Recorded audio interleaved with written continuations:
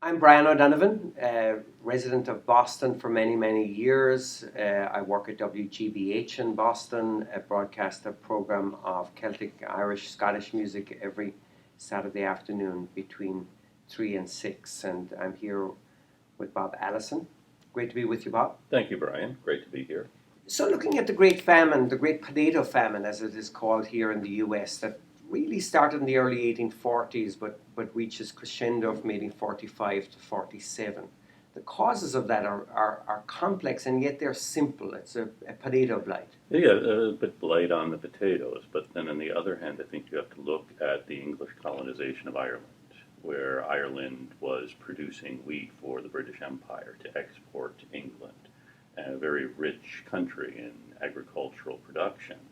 But the Irish, who had been suppressed by the English, were relegated to all they could grow were potatoes on their very small plots. The wheat that they were working to produce was all for export.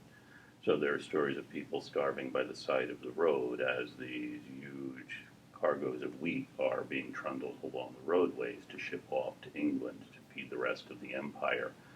And when the potato blight hit, when the potatoes began rotting in the ground, the Irish had nothing to eat. These people who were working as agricultural workers couldn't eat the real produce of their labor, the wheat that's for export, but the potatoes, the one crop. They had actually potatoes originate in the Americas, so they were introduced into Ireland. So they're not a native plant in Ireland? Not a native plant. That's important to state. For what period of time? We're talking about, by the time the famine arrived, you're talking about 200 years. Yeah, 200 years as the British had colonized the world. Mm-hmm. And so we're bringing potatoes, other cash crops here. Potatoes produce a lot of calories per acre, so they're a good, cheap source of food. Potatoes introduced in the rest of the world, just the way corn is introduced in the rest of the world after the colonial period. So let's set the scene for a moment. 200 years of a calorie-rich crop, as you talk about. That's going to change Irish society. It's going to allow it to expand because people could, in fairness, even with a single crop like the potato, thrive, albeit in a state of poverty, but nutritionally it was good for an expanding population. Yes, it is. It's inexpensive. It can grow anywhere. It doesn't require much cultivation. So if you're working at something else, you can still grow your crop of potatoes. By 1845, what was the population and the society of Ireland? What did it look like? The population of Ireland, 7 to 8 million at the beginning of the 19th century. By the end of the 19th century, it's about 3 to 4 million. So the stage is set, teeming population, poor but thriving, healthy enough in the scheme of things. And then you've got a monoculture. They're dependent on a single crop. Yes. And that's setting the scene for disaster. And what I understand is that though we talk about 1845 to 47 and the crescendo of the famine being in 1847, there were a series of crop failures in advance of that could have been, should have been talked about as being a warning. Yes. That this, in fact, could have happened. Yes. And there also had been political turmoil, too, as the British colonizing Ireland had suppressed the Irish. 1798, there was a major uprising against English rule in Ireland.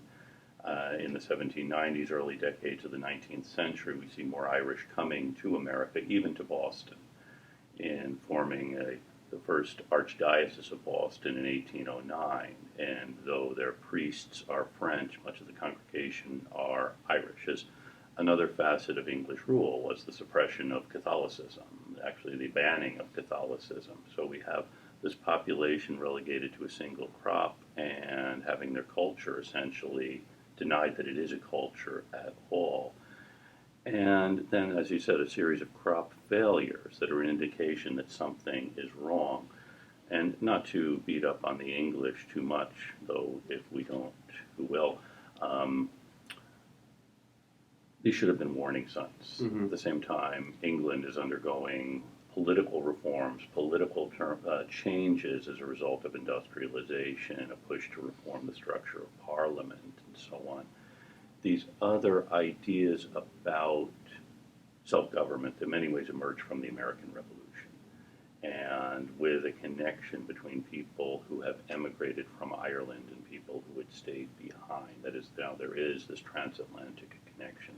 In 1845, you had a teeming population, and then you had the initial crop failures that were absolutely disastrous and continued to be disastrous, almost in horrific terms, in how the Irish starved women, children, and this was going on against a backdrop of, at best, ignorance. Some suggested that it was even genocide. Mm-hmm. What do you think was happening during that period of time? Apart from the physical attributes of the famine, what was happening socially, economically, and as part of public policy in Britain towards Ireland?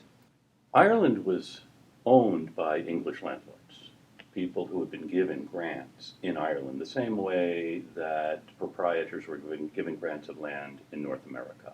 You would be given a grant of land in Ireland, the land is yours, and the people who are there are to work for you.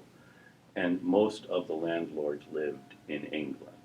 You have the absentee landlords who simply want to get the remittance from their holding. So no connection with the land, very little connection with the No. land. And that term absentee landlords was current, was used at the time to describe these people living abroad, a lot of them in London, Yes. living high on the hog, Yes. probably ascendancy families, Yes. but extracting rents from Ireland. So Yes. not connected at all with what was happening. Right, other than getting the rent from their tenants. Mm-hmm. You're looking at a starving population, as I said previously, in horrific ways. Mm-hmm. And corn, foodstuff, grown in Ireland, continues to be exported. Was this a deliberate policy on the part of the British government to keep the Irish in a state of starvation? Or was it the result of an existing laissez-faire reality that would have existed in any other country in Europe? In other words, I've heard it posited that it would have been impossible for them to reverse politically that system of normal trade, even when a famine was going on. Yes, it would have been. Would have been very difficult. And the British aren't doing this out of a malevolent, let's suppress the Irish, but out of an opportunity that they can do this for a variety of reasons. And because the export of grain from Ireland makes good economic sense for the absentee landlords and for the British Empire. So the famine is raging in Ireland. One of the most notable impact for us here in Boston is that this starts a process whereby so many hundreds of thousands of people make the crossing from Ireland to Boston. Describe that Yes. process. There had been an Irish immigration before, but in the 1840s it becomes an explosion, with so many people leaving Ireland and coming here, as Boston was the closest United States port to Europe, so a good point of disembarkation for the various packet lines that are now running between Liverpool and the North American coast. Actually, in the midst of this, too, as the Irish are starving, a Boston philanthropist, Robert Forbes, the Forbes family, had made a fortune in the China trade, flying between North America and Canton in China.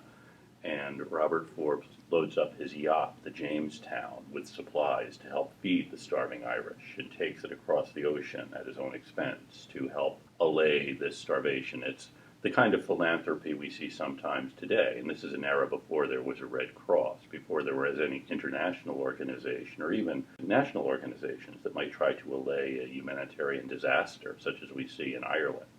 We have Forbes and other Bostonians taking this initiative to try to do something to help with the famine. So here's an unusual situation. You've got the Forbes family and other Bostonians of means. Now that describes a particular class of Yes. Bostonians. These would have been Brahmins, as we've referred to them since. Then they would have been English by Yes. origin, Protestant by religion. Yes. And here they are reacting perhaps in a way that was atypical even of their long-distant kin back in Britain. How do you explain that? I don't know if there is a way to explain that, other than that there was a break between the people of English descent here and those who were still in England. The revolution of 1776 was a real revolution. We see growing Anglophilia among these people in the 19th century, and the connection with England is restored really after 1815. There perhaps is a recognition of Forbes isn't going there to lambast British policy in Ireland, but simply trying to feed the hungry.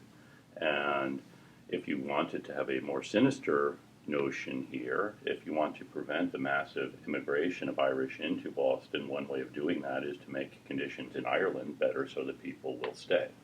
So was that some motivation? That would have been a sinister motivation, That is a wouldn't sinister it? motivation. But it does call up the fact that the Irish immigrants into Boston at that stage were not necessarily rolled out the welcome wagon.